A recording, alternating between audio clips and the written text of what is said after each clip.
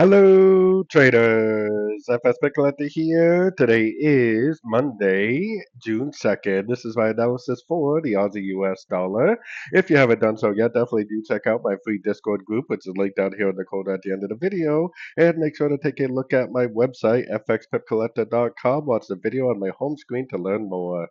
So anyways, on the Aussie dollar daily, I do have two possibilities. This definitely could be like 1, 2, 3 down, 1, 2, 3 up, and then could form another 1, 2, 3 down for WXY.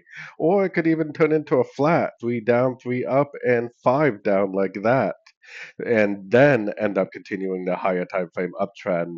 Now that definitely is very likely, and I think that is what most people are going to be thinking. But because the weekly and the daily are definitely in an uptrend, I also would not be surprised if it just keeps going up, and we're already actually in this big wave three.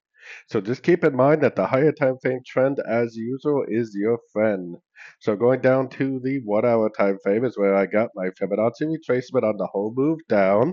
I also have my Fibonacci extension on what could be a wave A or 1, projected off the bottom of what could be a wave B or 2. If this move up right here really is a wave C, then it would have to turn out a Fibonacci extension and a Fibonacci retracement. So if you get it like a nice break to the downside at one of these levels, then heck yeah, definitely go short for the push to the downside like I was showing on the daily.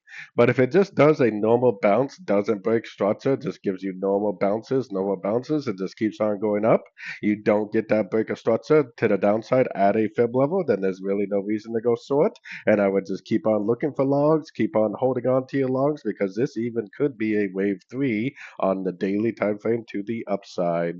So anyways, don't forget to like and subscribe. And as always, thank you for watching and happy trading.